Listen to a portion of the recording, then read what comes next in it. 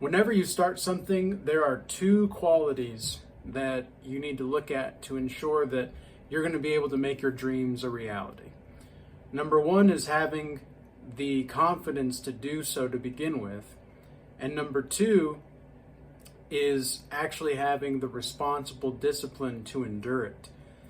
I'm approaching the 48-hour mark as of filming this right now of the 72-hour fast that we're doing for Regal Change.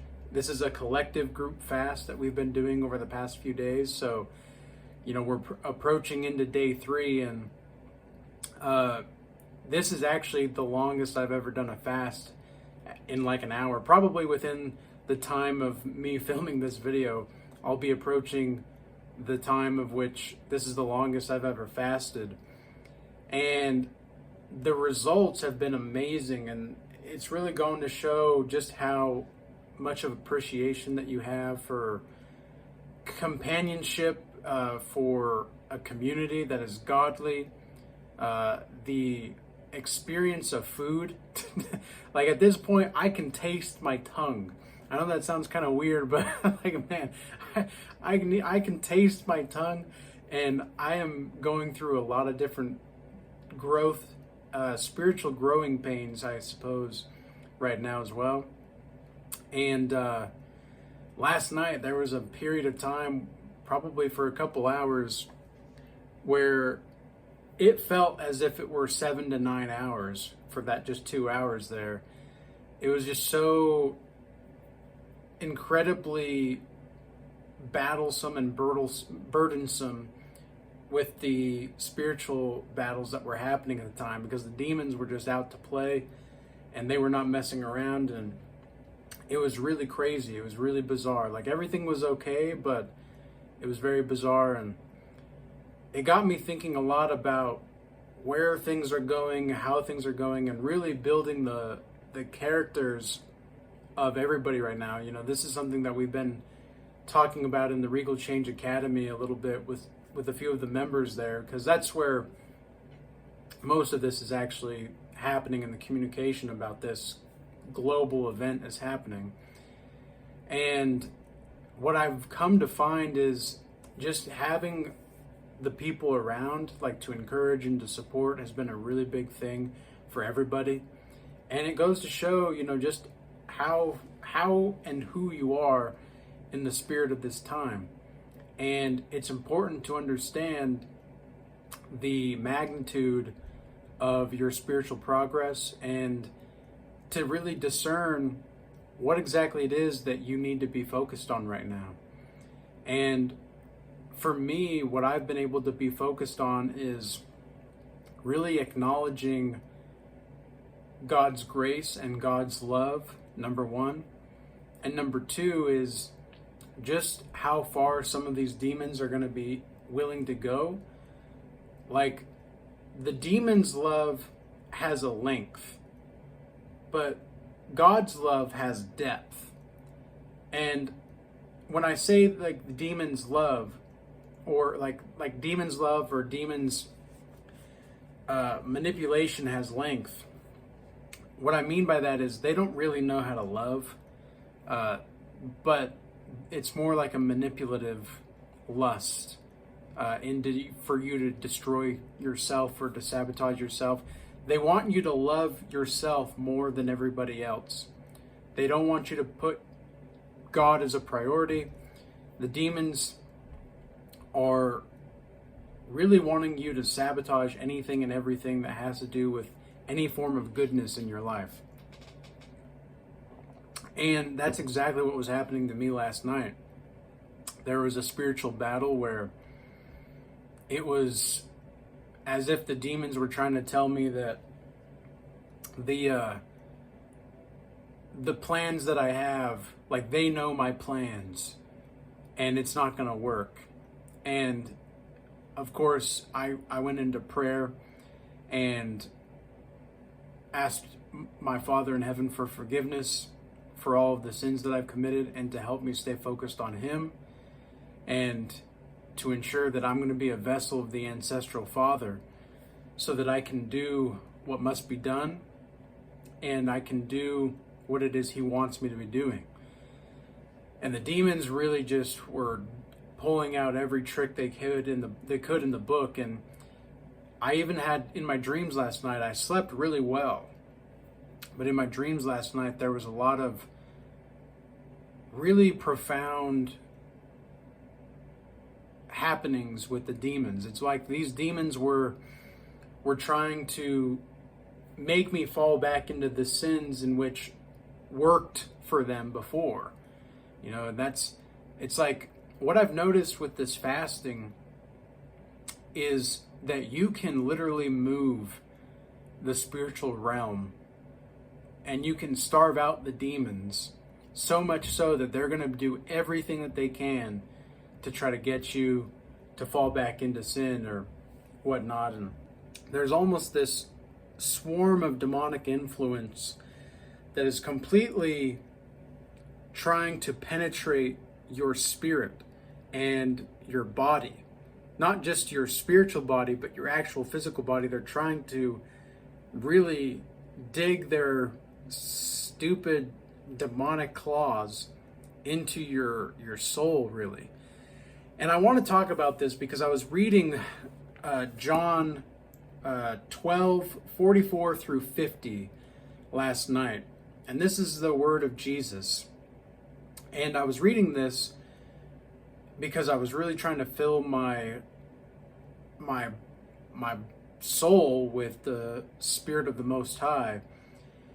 And something really occurred to me that I want to share with you guys, and we'll go over these scriptures in more detail. But this is John 12:44 through 50 in the King James Version, if you want to check this out. And Jesus cried and said, "He that believeth on me, believeth not on me, but on him that sent me. And he that seeth me, seeth him that sent me." Okay, so what Jesus is saying here is that not only if you believe on him, you're going to believe in the Most High.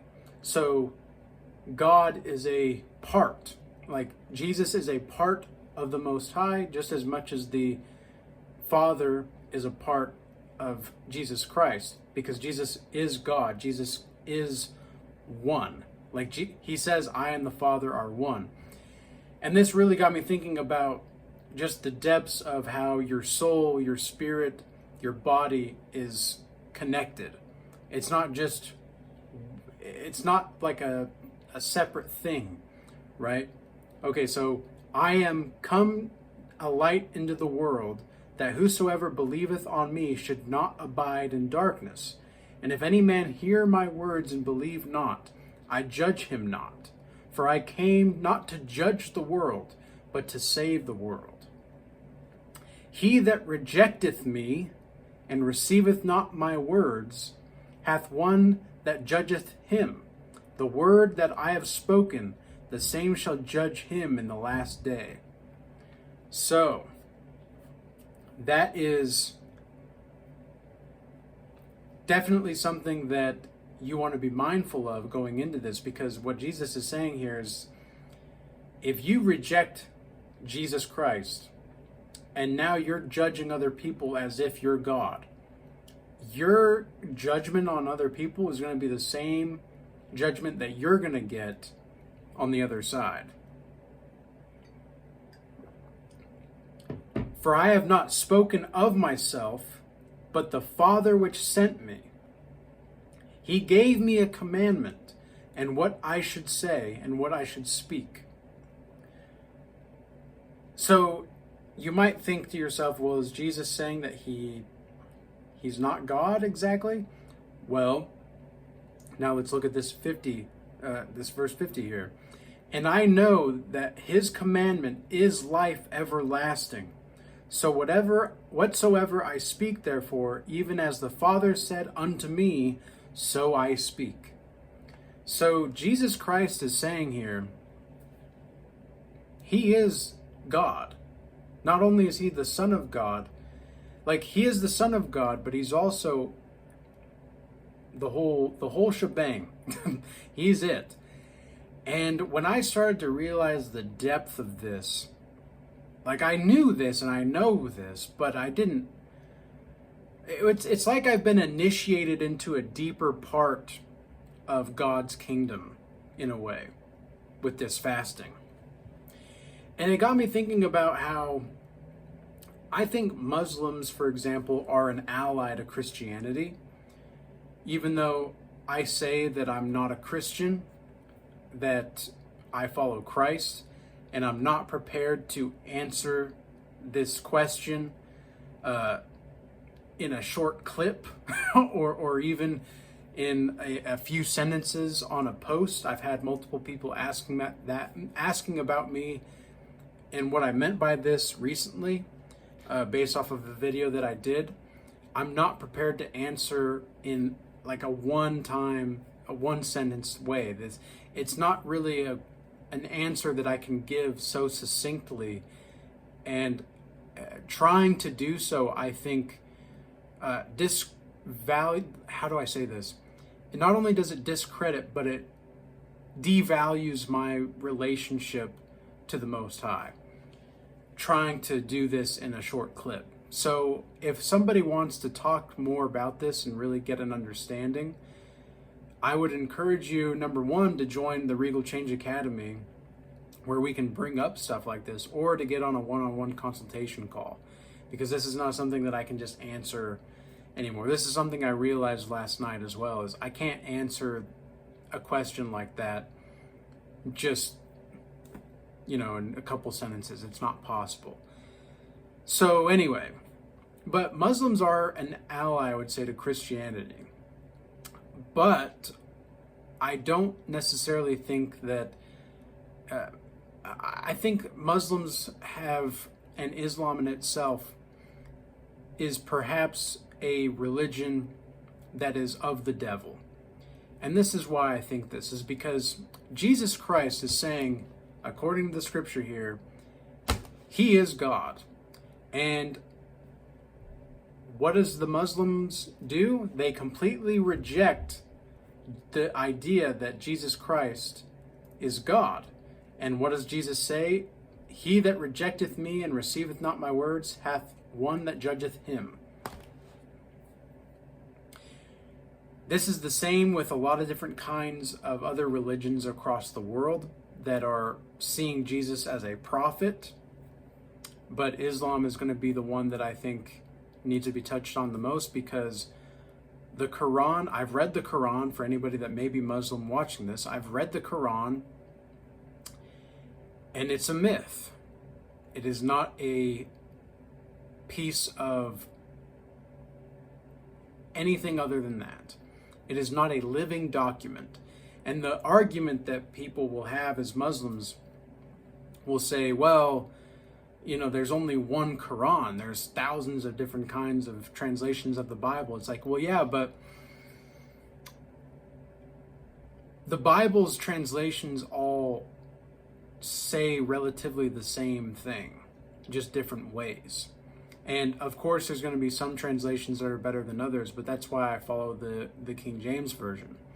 And we know that Jesus is actually saying these things because there have been historical documents that date just after the time of Jesus' crucifixion of what the apostles were saying, and the monks that were rewriting this for the next however many centuries. There were actual monks that copied this, exactly what they were saying in the text, over and over again. So there was, up until about like the medieval times, is when things started to go a little bit awry and the translation started to get lost. But not all of it was lost, really. Like, when I say lost, I mean, it's not necessarily that it was lost. It was more like there was a differentiation and a difference of opinion in regard to the translation itself. But I will say this, is that I've never felt more grounded than when I'm with Jesus Christ. I've never felt more grounded and clear-minded and feeling as though I can do anything, because I have the confidence in myself and I have the ability to endure, because what does God give us? Going back to verse 50 here, I know that his commandment is life everlasting. That means forever.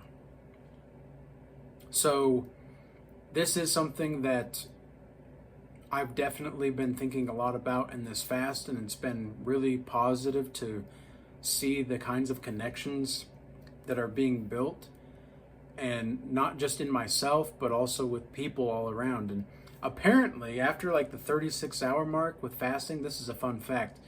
Apparently, you actually do develop new brain cells after 36 hours of fasting. I didn't know that until today, because I was doing more research on fasting and such, because I've had certain kinds of experiences that I won't talk about here on YouTube necessarily, but